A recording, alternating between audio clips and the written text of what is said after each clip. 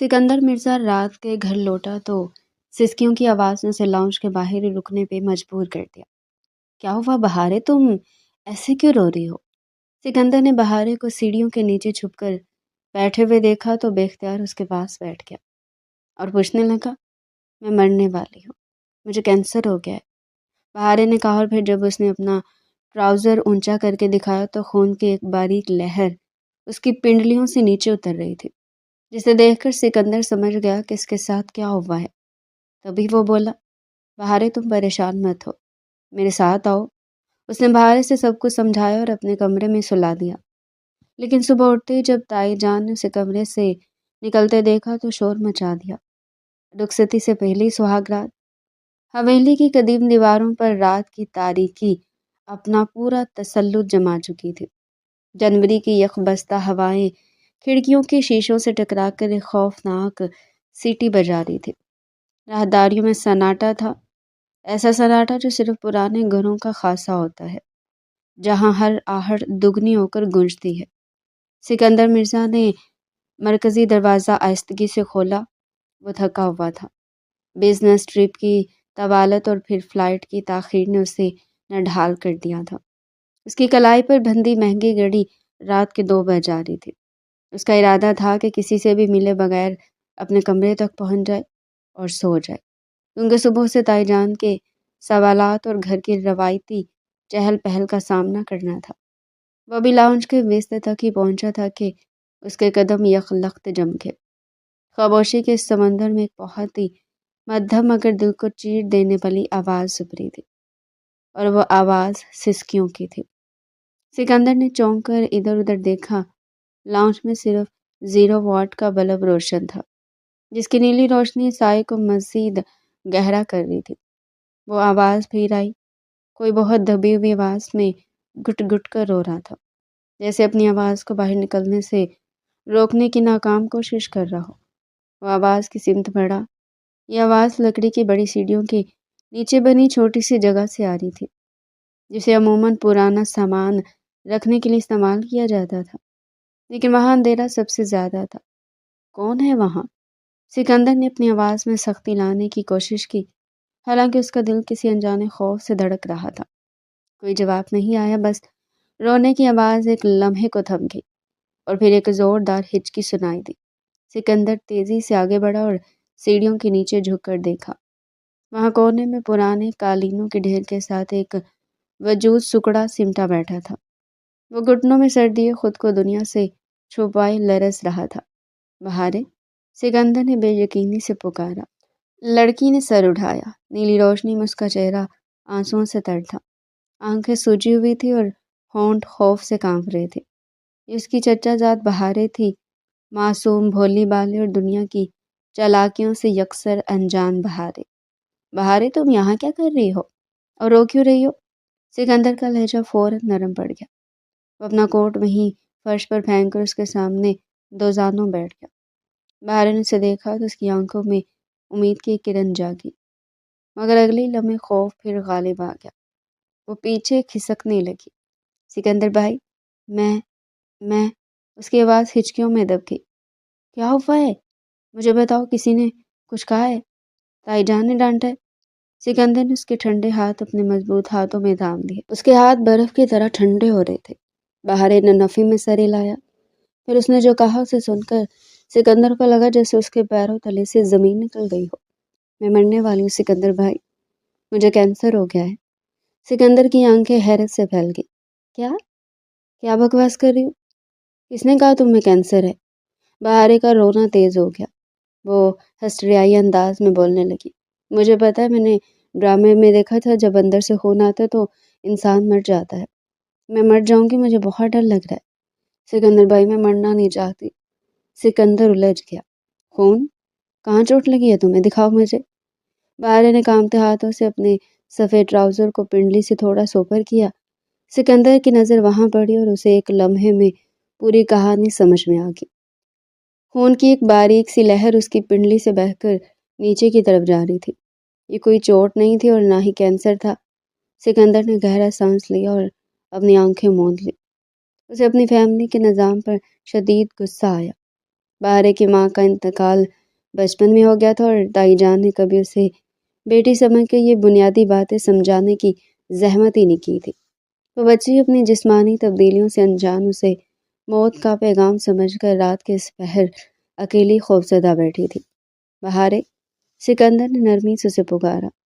اسے اپنی جیب سے رومال نکالا اور اس کے آنسو صاف کیے۔ میری بات غور سے سنو، تم مر نہیں رہی، تمہیں کینسر نہیں ہے، آپ جھوٹ بول رہے ہیں، بہارے نے معصومیت سے کہا۔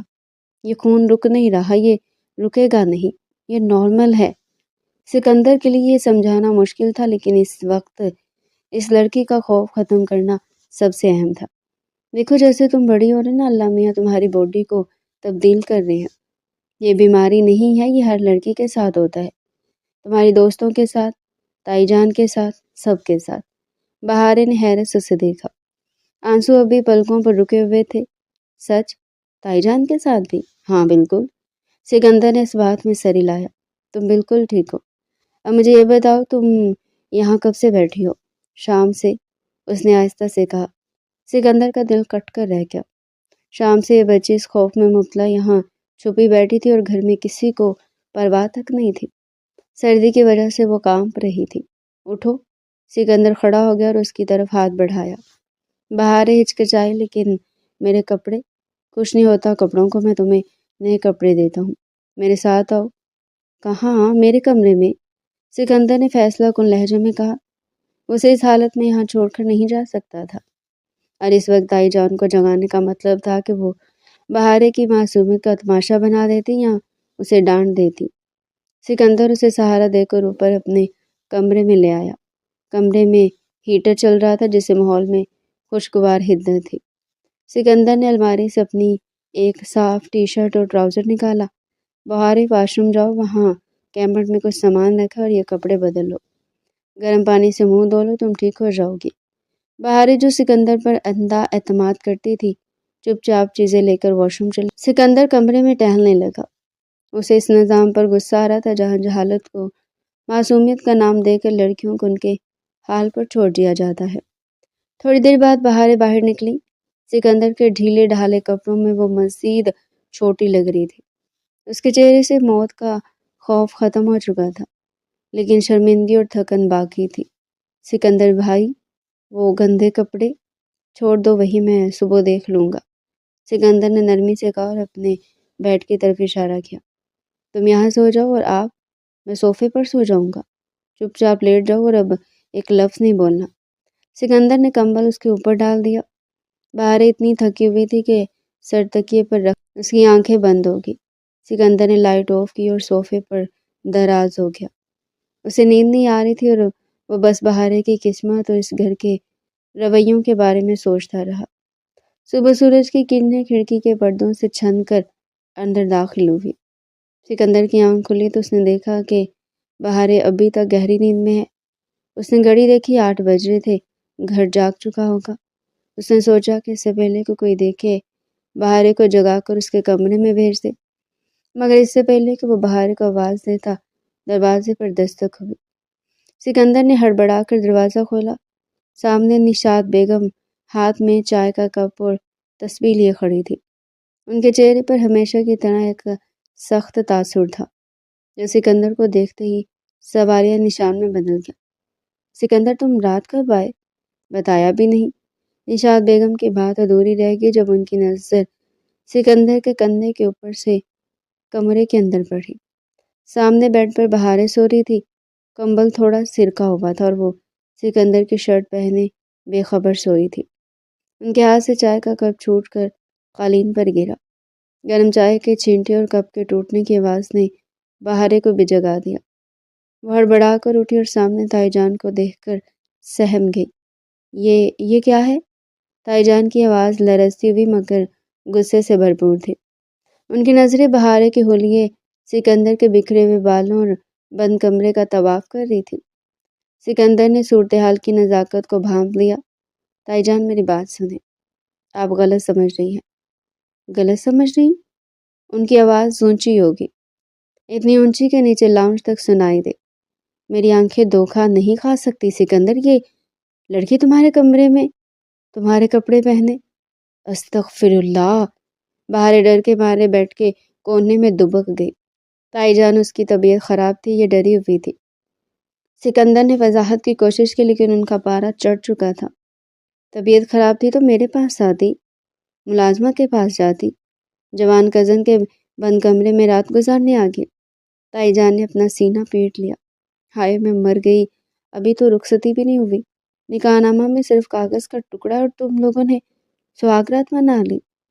ان کے شور سے گھر کے دیگر ملازمین اور سکندر کے والد جاوید مرزا بھی اپنے کمروں سے نکل آئے۔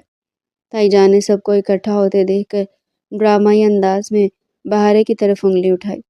دیکھ لو اس بے حیا کو، کل تک مجھے لگتا تھا کہ یہ گونگی ہے، معصوم ہے، لیکن اندر سے یہ اتنی تیز نکلے کہ مجھے کیا پتا تھا۔ رخصتی سے پہلے سہاگرات منا لی۔ بہارے کے کانوں میں یہ الفاظ پگھلے ہوئے سیسے کی طرح اترے۔ وہ الفاظ کا مطلب تو شاید پوری طرح نہ سمجھ سکی ہو، لیکن ان کے لہجے کی غلاظت اور الزام کی سنگینی نے اسے توڑ کر رکھ دیا۔ وہ بے اختیار رونے لگی۔ سکندر کا ضبط ٹوٹ گیا۔ بس کرے تائی جان، وہ دہاڑا۔ ایک لفظ مزید اس بچی کے بارے میں کہا تو مجھ سے برا کوئی نہیں ہوگا۔ دیکھو تو صحیح، چوری اور اوپر سے سینہ سوری۔ نشاط بیگم نے طنزیہ ہنسی۔ سارا گھر گواہ ہے، میں نے اسے تمہارے بستر سے اٹھتے دیکھا ہے۔ اب کون سا پردہ رہ گیا ہے؟ اس خاندان کی عزت کو تو تم دونوں نے خاک میں ملا دیا۔ سکندر نے مڑ کر بہارے کو دیکھا جو خوف اور شرمندگی سے لرز رہی تھی۔ اسے پتا تھا کہ سچائی کیا ہے، لیکن وہ یہ بھی جانتا تھا کہ تائی جان کی زبان سے نکلا ہوا یہ زہر پورے خاندان میں پھیل جائے گا۔ وہ رات کو اسے بچانے لایا تھا، لیکن صبح ہوتے ہی وہ ایک ایسے طوفان کی زد میں آ گئی تھی جس سے بچنا شاید کینسر سے بچنے سے بھی زیادہ مشکل تھا۔ بہارے اٹھو اور اپنے کمرے میں جاؤ، سکندر نے مضبوط لہجے میں کہا۔ نہیں جائے گی یہ، تائی جان راستے میں حائل ہوگی، اب یہ بات یہیں طے ہوگی، تم نے جو کیا نا اس کا حساب دینا پڑے گا۔ سکندر نے اپنی مٹھیاں بھینچ لی۔ ایک طرف ایک خوفزدہ معصوم لڑکی تھی جسے اپنی جسمانی تبدیلیوں کا علم تک نہ تھا، اور دوسری طرف ایک ایسا معاشرہ اور سوچ جو بنا تحقیق کیے صرف ظاہری حالات دیکھ کر کردار کے پرخچے اڑانے کو تیار تھی۔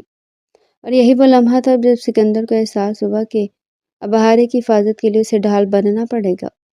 حساب میں دوں گا، سکندر نے تائی جان کی آنکھوں میں آنکھیں ڈال کر کہا، لیکن ابھی اگر کسی نے بہارے کا راستہ روکا تو وہ میری لاش سے گزر کر جائے گا۔ اس نے آگے بڑھ کر بہارے کا ہاتھ تھاما اور اسے ہجوم کے بیچ میں سے نکال کر لے جانے لگا، جبکہ پیچھے تائی جان کی آوازیں اور الزامات حویلی کی دیواروں سے ٹکرا کر گونج رہے تھے، جو ایک نئی جنگ کا پیش خیمہ تھے۔ حویلی میں دوپہر کا سورج پوری آب و تاب سے چمک رہا تھا، لیکن حویلی کے مقیموں کے لیے روشنی بھی بے معنی تھی۔ صبح جو طوفان نشاط بیگم نے اٹھایا تھا اس کے گرد ابھی تک بیٹھی نہیں تھی۔ ہر طرف ایک پراسرار خاموشی تھی۔ سکندر اپنے کمرے کی کھڑکی سے باہر لون میں دیکھ رہا تھا جہاں مالی پودوں کو پانی دے رہا تھا، لیکن سکندر کا ذہن ماضی کی ان دھندلی گلیوں میں بھٹک رہا تھا جہاں سے بہارے کے ساتھ اس کے رشتے کی بنیاد پڑی تھی۔ 3 سال پہلے یہ برسات کی ایک طوفانی رات تھی۔ آسمان مسلسل گرج رہا تھا اور بجلی کی کڑک حویلی کی کھڑکیوں کو لرزا رہی تھی۔ ان کی گھنٹی نے رات کے سناٹے کو چیرا تو سب کے دل دھک سے رہ گئے۔ خبر ہی منحوس تھی۔ بہارے کے والدین سکندر کے چچا زبیر اور چچی اسلام آباد سے واپسی پر کار حادثے کا شکار ہو گئے تھے۔ گاڑی کھائی میں جا گری تھی اور موقع پر ہی دونوں خالق حقیقی سے جا ملے تھے۔ حویلی میں صفِ ماتم بچھ گئی، لیکن اصل مسئلہ تدفین کے بعد شروع ہوا۔ 13 سالہ بہارے جو ماں باپ کی اکلوتی لاڈلی تھی، اب اس بھری دنیا میں بالکل تنہا رہ گئی تھی۔ حویلی کے بڑے دیوان خانے میں خاندان کے بزرگ جمع تھے۔ سب سے اونچی مسند پر حسنین مرزا بیٹھے تھے اور ان کے برابر میں نشاط بیگم، جن کا چہرہ ہمیشہ کی طرح سپاٹ اور آنکھوں میں ایک عجیب سی سختی تھی۔ سکندر کے والد جاوید مرزا سر جھکائے بیٹھے تھے۔ لڑکی جوان ہے اور اکیلی بھی، ایک بزرگ نے حقہ گڑگڑاتے ہوئے کہا۔ زبیر تو چلا گیا، اب اس کی بیٹی کی ذمہ داری کس کی ہے؟ ذمہ داری تو خاندان کی ہے، حسنین مرزا نے بھاری آواز میں کہا، لیکن زمانہ خراب ہے، جوان لڑکی کا یوں حویلی میں بغیر کسی نام کے رہنا مناسب نہیں، کل کو لوگ باتیں بنائیں گے۔ نشاط بیگم نے پہلی بار لب کھولے، ان کی آواز میں ہمدردی کم اور بیزاری زیادہ تھی۔ میں تو پہلے ہی کہتی تھی زبیر کو کہ اپنی جائیداد کا بندوبست کر لے، اب یہ لڑکی ہمارے سر پر آ پڑی ہے، میری اپنی کوئی اولاد نہیں، میں کیوں کسی کا بوجھ اٹھاؤں؟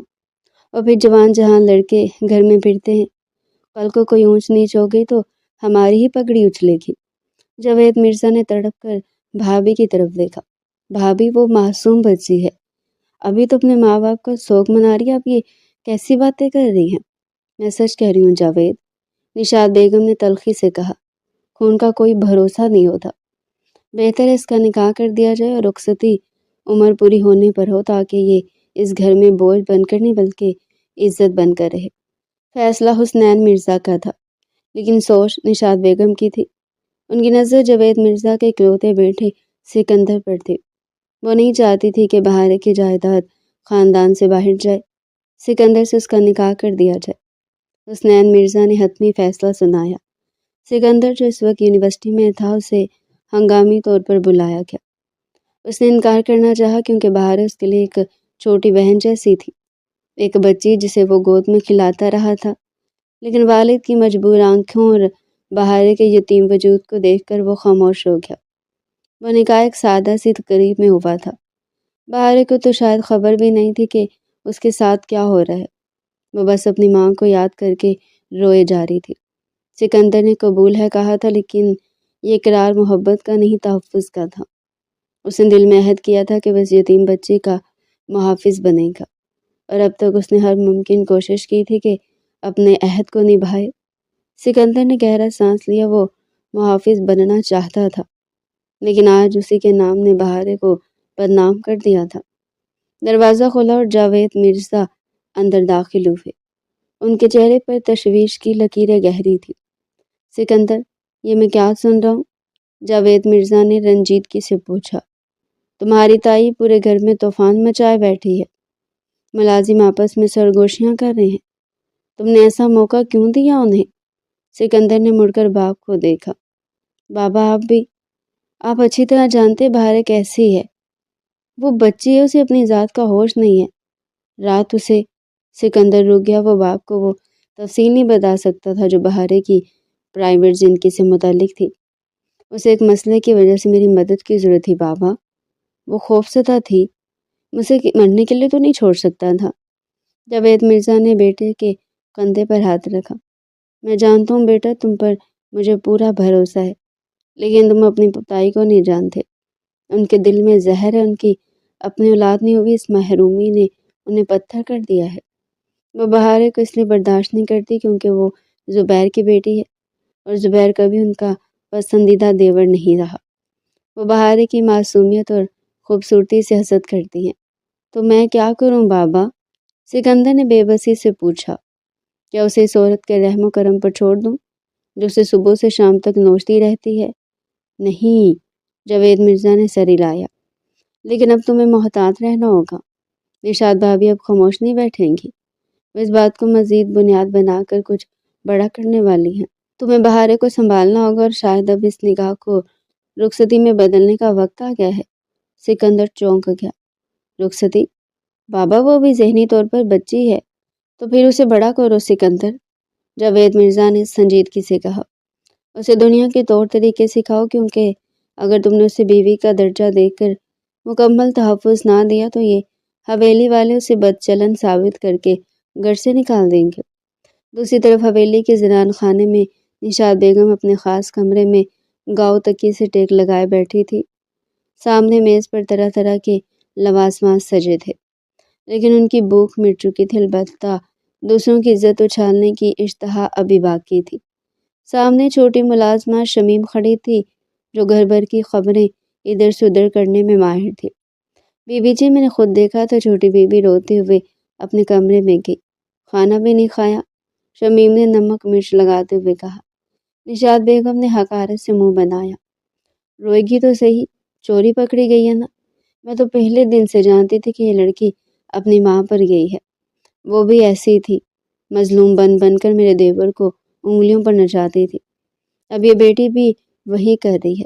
لیکن بی بی جی، شمیم نے ادھر ادھر دیکھ کر رازدارانہ انداز میں کہا۔ سکندر صاحب تو بہت غصے میں تھے۔ صبح کہہ رہے تھے جو بہارے کو کچھ کہے گا اس کی لاش گرا دوں گا۔ نشاط بیگم کی آنکھوں میں انگارے دہک اٹھے۔ دیکھا، جادو دیکھا اس کا؟ سکندر جیسا تابعدار لڑکا اب تائی کے سامنے کھڑا ہوگا۔ یہ سب اس لڑکی کی پٹی پڑھائی ہوئی ہے۔ انہوں نے اپنی تسبیح میز پر پٹکی۔ لیکن میں بھی نشاط بیگم ہوں، حسنین مرزا کی بیوی، اس حویلی کی بڑی۔ میں اس بے حیا کو اس گھر کی بہو بن کر راج نہیں کرنے دوں گی۔ میں نے سوچا تھا کہ یتیم بے نوکرانیوں کی طرح پڑی رہے گی، ثواب ملے گا، لیکن یہ تو مالکن بننے کے خواب دیکھ رہی ہے۔ آپ کیا کریں گی بی بی جی؟ شمیم نے تجسس سے پوچھا۔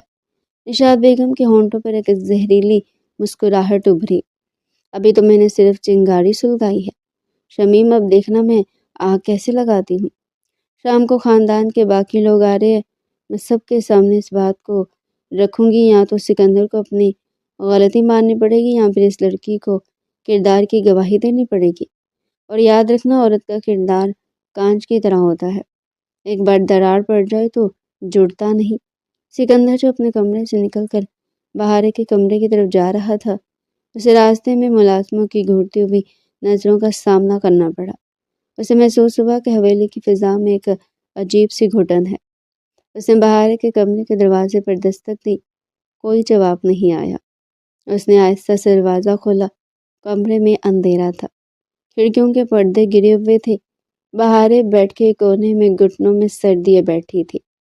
صبح والے کپڑے ابھی تک تبدیل نہیں کیے تھے۔ بہارے، سکندر نے نرمی سے پکارا۔ بہارے نے چونک کر سر اٹھایا۔ اس کی آنکھیں سوجی ہوئی تھی اور چہرہ زرد پڑ چکا تھا۔ سکندر کو دیکھتے اس کی آنکھوں میں پھر سے آنسو تیرنے لگے۔ سکندر بھائی، وہ روحان سی آواز میں بولی، تائی جان کہہ رہی تھی کہ میں گندی لڑکی ہوں۔ میں نے کیا کیا ہے؟ سکندر کا دل مٹھی میں آ گیا۔ وہ آگے بڑھا اور اس کے پاس کرسی کھینچ کر بیٹھ گیا۔ تم نے کچھ نہیں کیا بہارے، تائی جان کی عادت ہے، وہ ایسے ہی بولتی ہیں، تم ان کی باتوں پر دھیان مت دو۔ لیکن سب مجھے عجیب نظروں سے دیکھ رہے ہیں، بہارے نے سسکتے ہوئے کہا۔ مجھے ڈر لگ رہا ہے کہ مجھے کینسر کے ساتھ ساتھ کوئی اور بیماری بھی لگ گئی ہے۔ سکندر نے بے اختیار اپنا ہاتھ اس کے سر پر رکھا۔ اس کی معصومیت اسے رلا دینے والی تھی۔ نہیں گڑیا، تمہیں کوئی بیماری نہیں ہے۔ سنو، تمہیں مجھ پر یقین ہے نا؟ بہارے نے اس بات میں سر ہلایا۔ سب سے زیادہ۔ تو پھر میری بات یاد رکھو، میں تمہارے ساتھ ہوں۔ جب تک میں زندہ ہوں نا، تمہیں کوئی نقصان نہیں پہنچا سکتا۔ لیکن اب تمہیں تھوڑا بہادر بننا پڑے گا۔ تائی جان اور باقی لوگ شاید کچھ کڑوی باتیں کریں، تمہیں رونا نہیں ہے۔ اگر تم رو گی تو وہ سمجھیں گے کہ تم کمزور ہو یا تم نے واقعی کوئی غلطی کی ہے۔ میں کوشش کروں گی، بہارے نے آنسو پونچھتے ہوئے کہا۔ شاباش، اب اٹھو، منہ ہاتھ دھو اور کپڑے بدلو۔ ملازمہ کھانا لائے گی تو تم پیٹ بھر کر کھانا کھاؤ گی۔ سکندر نے حکم صادر کیا۔ جب وہ کمرے سے باہر نکلا تو اس کا چہرہ سخت تھا۔ اسے اندازہ ہو گیا تھا کہ صرف دلاسے کافی نہیں ہوں گے۔ نشاط بیگم کی دشمنی صرف زبانی کلامی نہیں تھی، وہ ایک گہری نفسیاتی جنگ تھی۔ وہ جانتی تھی کہ سکندر کی کمزوری بہارے ہے اور بہارے کی کمزوری اس کی ناسمجھی۔ سکندر نے جیب سے فون نکالا اور اپنے ایک وکیل دوست کو میسج کیا۔ مجھے نکاح نامے کے قانونی پہلوؤں پر بات کرنی ہے، اور یہ بھی پتہ کرو کہ اگر خاندان والے کسی لڑکی پر بہتان لگائیں تو قانونی چارہ جوئی کیسے کی جا سکتی ہے۔ وہ جانتا تھا کہ یہ قدم حویلی میں بغاوت کے مترادف ہوگا، لیکن جنگ کا بغل بج چکا تھا اور پہلا وار تائی جان نے کیا تھا، لیکن آخری وار سکندر کرنے کا ارادہ رکھتا تھا۔ وہ بھی سیڑھیاں اتر ہی رہا تھا کہ نیچے لاؤنج سے تائی جان کی اونچی آواز سنائی دی۔ ارے آگے بھائی صاحب، ذرا پوچھے اپنے لاڈلے بھتیجے سے کہ آج کل راتوں کو کون سے گل کھلا رہے۔ سکندر کے قدم رکے۔ نیچے لاؤنج میں اس کے والد کے علاوہ اس کے پھوپھا اور تایا بھی موجود تھے۔ تائی جان نے اپنی عدالت سجا لی تھی۔ سکندر نے گہری سانس لی، اپنی آستین کے کف درست کی اور سر اٹھا کر نیچے اترنے لگا۔ اب بھاگنے کا وقت نہیں تھا، اب سامنا کرنے کا وقت تھا۔ لاؤنج میں دیوان خانے کے بھاری مخملی صوفوں پر خاندان کے بزرگ بڑا جوان تھے۔ مرکزی صوفے پر حسنین مرزا اپنی چڑی ہاتھ میں تھامے پیشانی پر گہری شکنیں ڈالے بیٹھے تھے۔ ان کے دائیں جانب نشاط بیگم تھی، جن کا چہرہ فتح مندانہ غرور سے تمتمایا ہوا تھا۔ بائیں جانب سکندر کے والد جاوید مرزا سر جھکائے گہری سوچ میں گم تھے۔ سامنے والے صوفے پر پھوپھا اور خاندان کے دیگر قریبی رشتہ دار بیٹھے تھے، جو اس ہنگامی بلاوے پر جمع ہوئے تھے۔ سکندر سیڑھیاں اتر رہا تھا، اس کے ہر قدم کی چاپ لاؤنج میں گونج رہی تھی۔ اس نے ایک نظر اوپر گیلری کی طرف دیکھا، جہاں ستون کے پیچھے چھپی بہارے کا دوپٹہ نظر آ رہا تھا۔ وہ جانتا تھا کہ وہ وہیں کھڑی کانپ رہی ہے۔ اس خیال نے سکندر کے اندر ابلتے ہوئے لاوے کو مزید بھڑکا دیا۔ جو ہی سکندر آخری سیڑھی سے نیچے اترا، نشاط بیگم کی آواز سناٹے کو چیرتی ہوئی ابھری۔ آ گیا میرا پارسا بھتیجا، ہم تو سمجھ رہے تھے کہ شرم سے کمرے میں ہی بند رہے گا، مگر یہاں تو آنکھوں میں حیا نام کی چیز ہی باقی نہیں رہی۔ سکندر نے کوئی جواب نہیں دیا۔ وہ سیدھا چلتا ہوا کمرے کے وسط میں آیا اور اپنے والد اور تایا کے سامنے ادب سے کھڑا ہو گیا۔ حسنین مرزا نے گلا کھنکارا۔ سکندر، تم جانتے ہو ہم سب یہاں کیوں جمع ہیں؟ جی تایا ابا۔ سکندر کی آواز سپاٹ مگر مضبوط تھی۔ تائی جان نے یقیناً میرا اور بہارے کا تماشا لگانے کے لیے یہ محفل سجائی ہے۔ زبان سنبھال کر بات کرو سکندر، نشاط بیگم چیخی۔ تماشا میں نے نہیں، تم نے اور اس زبیر کی بیٹی نے لگایا ہے۔ پوری حویلی میں باتیں ہو رہی ہیں کہ رات کے پچھلے پہر وہ تمہارے کمرے میں تھی۔ کیا تم اس بات سے انکار کر سکتے ہو؟ سکندر نے گہری سانس لی اور پہلی بار اپنی تائی کی آنکھوں میں آنکھیں ڈال۔ میں انکار نہیں کر رہا، وہ میرے کمرے میں تھی۔ ہال میں موجود تمام لوگوں کے منہ سے دبی دبی ہائے نکلی۔ جاوید مرزا نے تڑپ کر بیٹے کو دیکھا۔ نشاط بیگم نے تالی بجائی۔ سنا آپ سب نے؟ یہ ہے اس کی سچائی، اعتراف جرم کر رہا ہے۔ ارے میں تو پہلے کہتی تھی یہ لڑکی منحوس ہے، اپنی ماں کی طرح بے راہ رو۔ بس، سکندر کی دہاڑ نے نشاط بیگم کی بات کاٹ دی۔ اس کی آواز اتنی بلند اور رعبدار تھی کہ حسنین مرزا بھی اپنی جگہ سے ہل گئے۔ ایک لفظ اور نہیں تائی جان، ایک لفظ بھی نہیں۔ سکندر نے انگلی اٹھا کر تنبیہ کی۔ بہت سن لی میں نے آپ کی بد زبانی، بہت لحاظ کر لیا آپ کے سفید بالوں کا اور اس رشتے کا، لیکن آج اگر کسی نے میری منقوہہ کے کردار پر انگلی اٹھائی تو میں بھول جاؤں گا کہ میرے سامنے کون بیٹھا ہے۔ تم مجھے دھمکی دے رہے ہو؟ نشاط بیگم ہکلا گئی۔ میں آپ کو حقیقت بتا رہا ہوں۔ سکندر کا لہجہ برف کی طرح ٹھنڈا تھا۔ وہ مڑا اور اپنے تایا اور والد کو مخاطب کیا۔ آپ لوگ جاننا چاہتے ہیں کہ وہ رات میرے کمرے میں کیوں تھی؟ کیونکہ یہ حویلی، جیسے آپ لوگ عزت کا مینار کہتے ہیں نا، در حقیقت ایک جہنم ہے۔ ایک ایسی جگہ جہاں ایک یتیم بچی جو جوان ہو رہی ہے، اسے بتانے والا کوئی نہیں کہ اس کے جسم کے ساتھ کیا تبدیلیاں ہو رہی ہیں۔ سکندر نے تلخی سے ہنستے ہوئے کہا، آپ کو شرم آنی چاہیے تائی جان، آپ اس گھر کی بڑی ہیں، ماں کا درجہ رکھتی ہیں۔ کل رات وہ بچی خون دے کر سمجھی کہ اسے کینسر ہو گیا ہے اور وہ مرنے والی ہے۔ وہ خوف سے کانپ رہی تھی، سیڑھیوں کے نیچے چھپ کر اپنی موت کا انتظار کر رہی تھی۔ کیوں؟ کیونکہ آپ نے کبھی اسے پاس بٹھا کر یہ نہیں سمجھایا کہ یہ فطری عمل ہے۔ لاؤنج میں ایک سنسنی پھیل گئی۔ مردوں نے شرمندگی سے سر جھکا لیا، جبکہ نشاط بیگم کا رنگ فک ہو گیا۔ وہ میرے پاس روتی ہوئی آئی کہ مجھے بچا لیں۔ سکندر نے بات جاری رکھی۔ میں نے اسے اپنے کمرے میں نہ لے جاتا تو کہاں لے جاتا؟ آپ کے پاس، جسے دیکھتے ہی تانوں کی تیر چلانا شروع کر دیتی ہیں، یا ان ملازموں کے بعد جو آپ کی چغلیوں کے ڈر سے اس کے پاس نہیں پھٹکتے؟ یہ جھوٹ بک رہا ہے۔ نشاط بیگم نے سنبھلنے کی کوشش کی۔ یہ سب کہانیاں ہیں، اگر ایسا تھا تو مجھے کیوں نہیں بتایا؟ کیونکہ اسے آپ سے ڈر لگتا ہے۔ سکندر نے ان کی بات کاٹی۔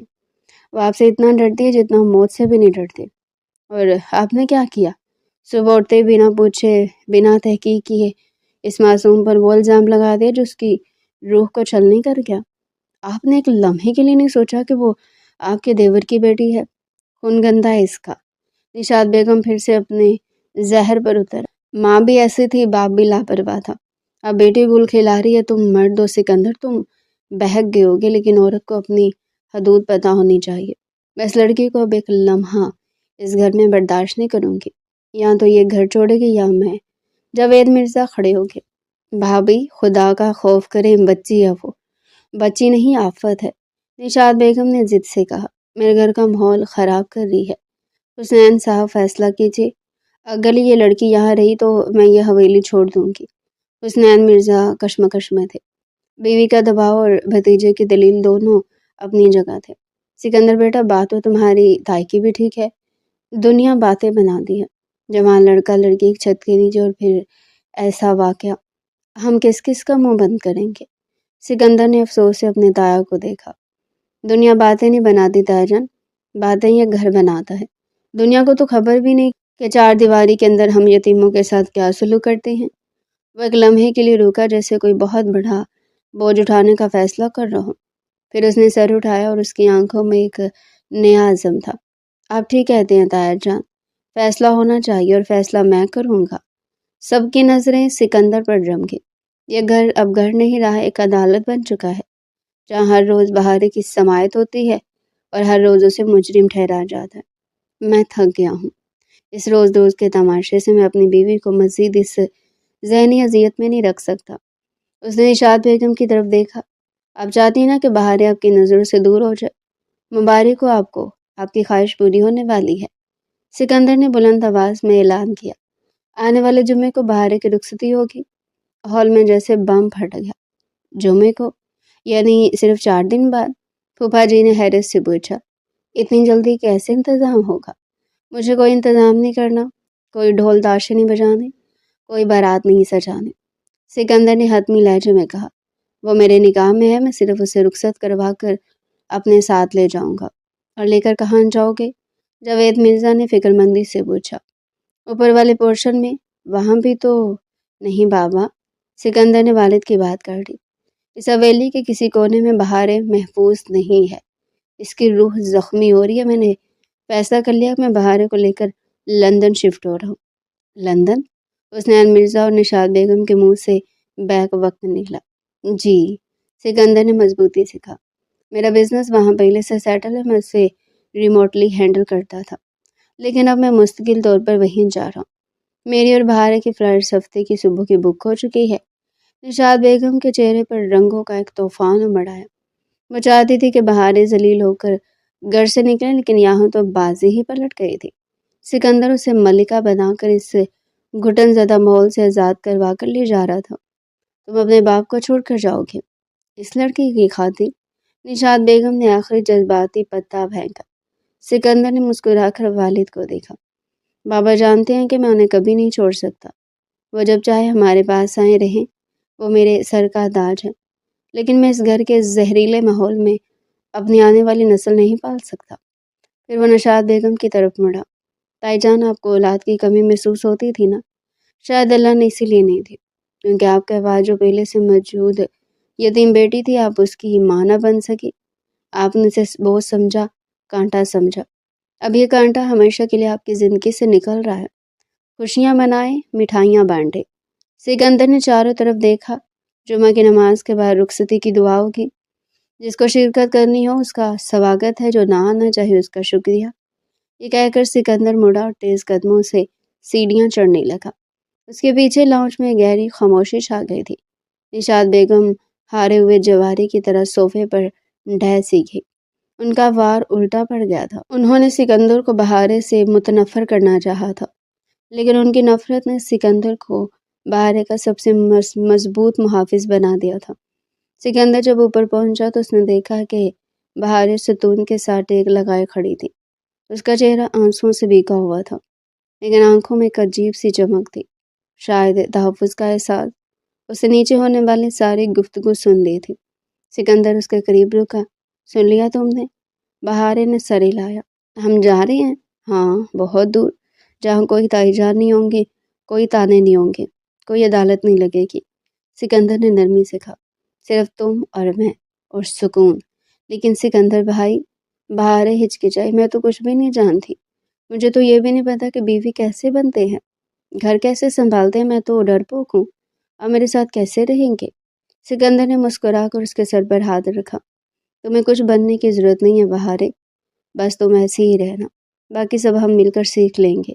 میں تمہیں لندن لے جا کر سب سے پہلے ایک اچھے کالج میں داخلہ دلواؤں گا۔ تم پڑھو گی، دنیا دیکھو گی، اپنے اندر اعتماد پیدا کرو گی۔ میں تمہیں ایک ڈری ہوئی بچی سے ایک مضبوط عورت بنتے دیکھنا چاہتا ہوں۔ اور اگر میں نہ بن سکی تو؟ اس نے معصومیت سے پوچھا۔ تو پھر میں ہمیشہ تمہارے آگے ڈال بن کر کھڑا رہوں گا، جیسے آج کھڑا تھا۔ سکندر کی آواز میں وعدہ تھا۔ بہارے نے پہلی بار سکندر کی آنکھوں میں وہ جذبہ دیکھا جو ہمدردی سے کچھ بڑھ کر تھا۔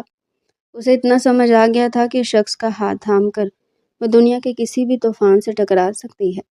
سکندر نے گھڑی دیکھی۔ جاؤ اپنا سامان پیک کرنا شروع کرو، صرف ضروری چیزیں لینا، وہ کپڑے مت رکھنا جو تمہیں اس گھر کی یاد دلائیں۔ ہم سب کچھ نیا خریدیں گے، نئی زندگی، نئی شروعات۔ بہارے اپنے کمرے کی طرف بھاگی، اس کے قدموں میں ایک نئی جان تھی۔ سکندر وہیں ریلنگ کے ساتھ کھڑا نیچے دیکھتا رہا۔ نیچے لاؤنج میں اب چہموگیاں شروع ہو چکی تھیں۔ اسے معلوم تھا باتیں مزید بنیں گی، خاندان والے اسے زن مرید کہیں گے، باغی کہیں گے، لیکن اسے پرواہ نہیں تھے۔ اس نے موبائل نکالا اور ٹریول ایجنٹ کو کنفرمیشن کا میسیج بھیجا۔ ٹکٹس کنفرم کر دے، ہم جا رہے ہیں۔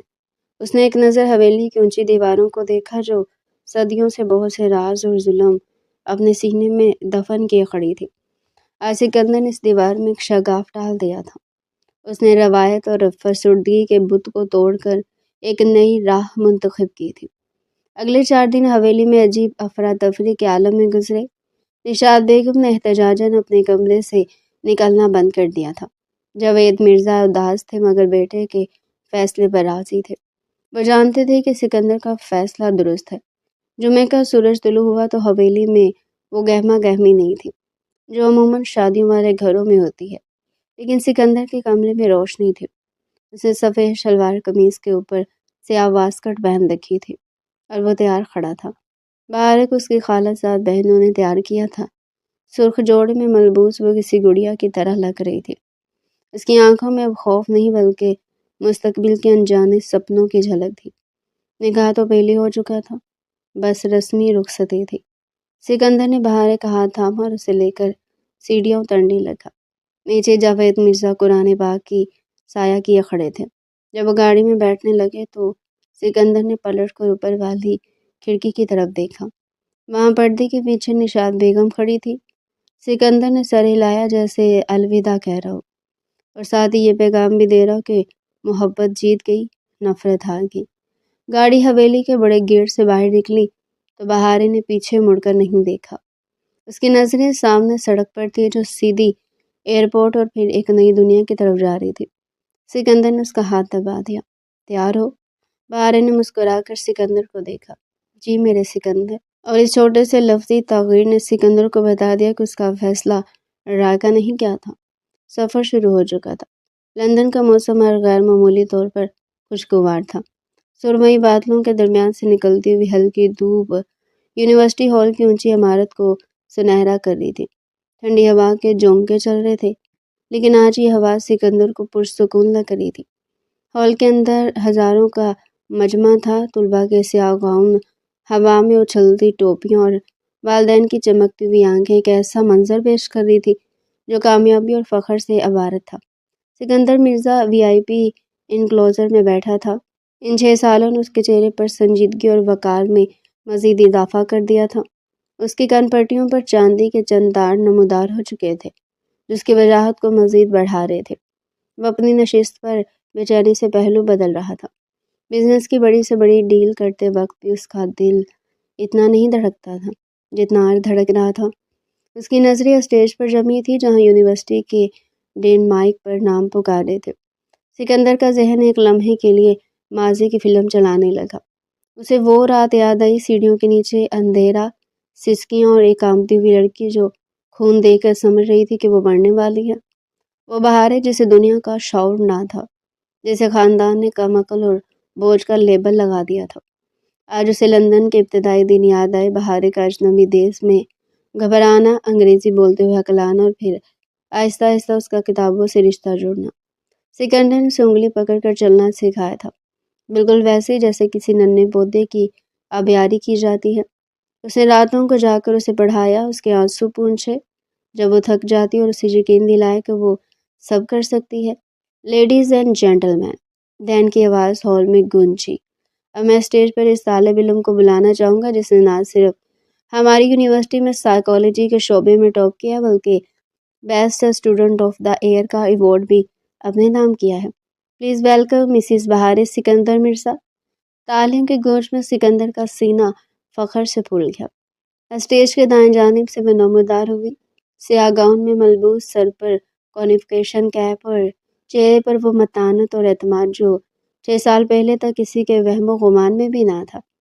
وہ چل رہی تھی تو لگ رہا تھا جیسے وہ بہار ہے ہی نہیں، یہ کوئی اور عورت ہے جس نے اپنی تقدیر خود لکھی ہے۔ بہار اسٹیج کے وسط میں آئی، اس نے ڈین سے اپنی ڈگری اور گولڈ میڈل وصول کیا۔ ہال تالیوں سے گونج رہا تھا۔ اسے مائک کی طرف قدم بڑھائے، ڈین نے مسکرا کر اسے اجازت دے دی۔ بہار نے مائک کو تھاما اور ایک نظر سامنے مجمع پر ڈال دی۔ اس کی نظریں بھٹکی اور سیدھی تیسری قطار میں بیٹھے سکندر پر جا کر رکی۔ سکندر نے اسے دیکھ کر ہلکا سا سر ہلایا، وہی اطمینان جو وہ ہمیشہ اسے دیتا تھا۔ شکریہ۔ بہار کی آواز صاف اور کھنکتی ہوئی تھی، جس میں اب ہکلاہٹ کا شائبہ تک نہ تھا۔ آج میرے ہاتھ میں یہ ڈگری اور لوگ مجھے ذہین کہہ رہے ہیں، لیکن میں آپ سب کو ایک چھوٹی سی کہانی سنانا چاہتی ہوں۔ ہال میں خاموشی چھا گئی۔ 6 سال پہلے میں ایک ایسی لڑکی تھی جو اپنے سائے سے بھی ڈرتی تھی۔ مجھے بتایا گیا تھا کہ میں کام عقل ہوں، میں بوجھ ہوں اور میری جگہ صرف گھر کے کسی تاریک کونے میں ہے۔ میں زندگی کی بنیادی حقیقتوں سے اتنی انجان تھی کہ ایک معمولی سی جسمانی تبدیلی کو موت کا پیغام سمجھ بیٹھی تھی۔ سکندر کی آنکھوں میں نمی تیرنے لگی۔ میں واقعی مر رہی تھی، جسمانی طور پر نہیں بلکہ روحانی طور پر۔ میرا اعتماد قتل کیا جا چکا تھا۔ لیکن پھر بہار کی آواز بھر آ گئی۔ پھر ایک شخص میری زندگی میں آیا، اس نے مجھے اندھیرے سے نکالا۔ جب سب نے مجھ پر نااہل ہونے کی مہر لگائی، اس شخص نے مجھ پر شرط لگائی۔ بہار نے اپنا میڈل اوپر اٹھایا اور اس کا رخ سکندر کی طرف کیا۔ یہ میڈل میرا نہیں ہے، یہ اس شخص کا ہے جس نے مجھے صرف بیوی کا درجہ نہیں دیا بلکہ مجھے انسان ہونے کا احساس دلایا، جسے مجھے پڑھنا سکھایا، گرنا سکھایا اور پھر گر کر سنبھلنا سکھایا۔ اس کی آنکھوں سے ایک آنسو ٹپک کر مائی پر گرا۔ سکندر، لوگ کہتے ہیں کہ ہر کام مرد کے پیچھے ایک عورت کا ہوتا ہے، لیکن میں کہتی ہوں کہ ایک ٹوٹی ہوئی عورت کو جوڑ کر مکمل تصویر بنانے کے پیچھے ایک مرد مومن کا ہاتھ ہوتا ہے۔ آپ میرے محافظ تھے، لیکن آج آپ میری پہچان ہے۔ میں آج جو کچھ بھی ہوں صرف آپ کی وجہ سے ہوں۔ یہ ڈگری آپ کے نام۔ پورے ہال میں لوگ احتراماً کھڑے ہو گئے۔ سکندر بھی کھڑا تھا، اس کی آنکھوں سے آنسو بہہ رہے تھے جنہیں چھپانے کی اس نے کوئی کوشش نہیں کی۔ تالیوں کا شور اور کان پڑی آواز سنائی نہیں دے رہا تھا، لیکن دونوں کے درمیان ایک خاموش مکالمہ چل رہا تھا۔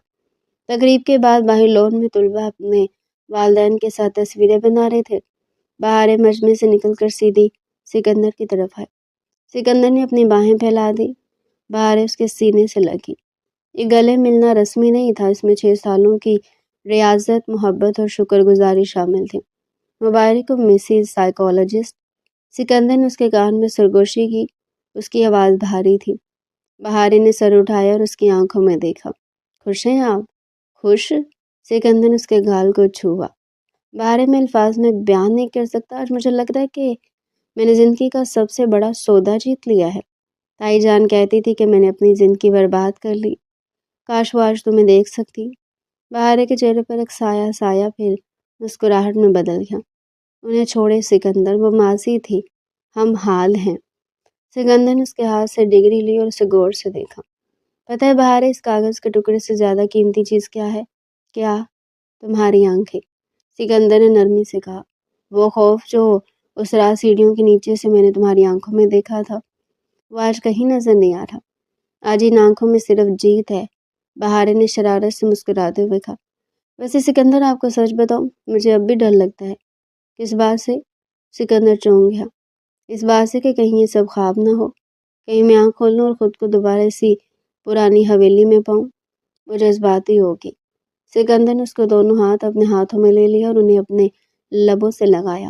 یہ خواب نہیں ہے بہار، اور اگر یہ خواب ہے بھی تو میں تمہیں کبھی جاگنے نہیں دوں گا۔ ہم نے وہ پرانی حویلی، وہ پرانی سوچ بہت پیچھے چھوڑ دی ہے۔ اب ہمارا گھر یہی ہے، ایک دوسرے کے دل میں۔ ہوا کا ایک تیز جھونکا آیا اور بہار کے کھلے بال اس کے چہرے پر بکھر گئے۔ سکندر نے محبت سے اس کے بالوں کی لٹ کو کان کے پیچھے اڑسا۔ ویسے ایک بات تو بتاؤ، سکندر نے شوق لہجے میں پوچھا۔ اب جب کہ تم ایک ماہر نفسیات بن گئی اور انسانی دماغ کو پڑھ سکتی ہو تو بتاؤ، میرے دماغ میں ابھی کیا چل رہا ہے؟ بہارے نے آنکھیں سکیڑ کر اسے دیکھا، بالکل کسی پروفیشنل ڈاکٹر کی طرح، اور پھر ہنس دی۔ آپ سوچ رہے اتنا خرچہ کروا دیا اس لڑکی نے، اب اسے گھر کے کام کیسے کروائے جائیں؟ سکندر نے کہکا لگایا۔ وہ دونوں وہاں کھڑے ہنس رہے تھے، بے پرواہ کہ دنیا انہیں دیکھ رہی ہے۔ غلط۔ سکندر نے اس کی کمر کے گرد ہاتھ ڈال کر اسے اپنے ساتھ چلنے کا اشارہ کیا۔ میں سوچ رہا ہوں کہ اب جب کہ تم نے دنیا فتح کر لی تو کیا ہم اپنی فیملی شروع کرنے کے بارے میں سوچ سکتے ہیں؟ شاید ایک ننھی بہارے جو اپنی ماں کی طرح ذہین ہو۔ بہارے کا چہرہ حیا سے سرخ ہو گیا۔ اس نے سر جھکا لیا۔ لیکن اسے سیڑھیوں کے نیچے چھپنا نہیں پڑے گا سکندر، کبھی نہیں۔ سکندر نے مضبوطی سے کہا۔ اسے اور اس کے بھائی کو ہم بتائیں گے کہ زندگی خوبصورت ہے اور ڈر کے آگے جیت ہے۔ وہ دونوں پارکنگ کی طرف بڑھ رہے تھے۔ سورج اب بادلوں سے مکمل باہر آ چکا تھا اور لندن کی سڑکوں پر سنہری روشنی بکھیر رہا تھا۔ سکندر نے گاڑی کا دروازہ کھولا اور بہارے کے بیٹھنے کا انتظار کیا۔ جب بہارے گاڑی میں بیٹھنے لگی تو ایک لمحے کے لیے رکی اور سکندر کو دیکھا۔ سکندر، جی جان، اس رات اگر آپ نہ آتے تو میں شاید واقعی مر جاتی۔ اس کی آواز دھیمی تھی۔ سکندر مسکرایا، ایک ایسی مسکراہٹ جس میں کائنات کا سارا سکون سمٹا ہوا تھا۔ اور اگر تم نہ ملتی بہارے تو میں شاید زندہ تو رہتا مگر زندگی کبھی نہ پاتا۔ تم نے مجھے مقصد دیا ہے۔ اس نے دروازہ بند کیا، گاڑی اسٹارٹ ہوئی اور وہ دونوں اپنی جنت، اپنے چھوٹے سے گھر کی طرف روانہ ہو گئے۔ تو ڈیئر پیارے ناظرین، یہ تھا ہمارا آج کا انٹرسٹنگ اور مزے کا ناول۔ مزید اگر آپ ایسے ہی ناول ہمارے چینل پر ڈیلی سننا چاہتے ہیں تو چینل کو سبسکرائب کریں، ویڈیو کو لائک کریں اور کمنٹ سیکشن میں اپنی رائے لازمی دیں۔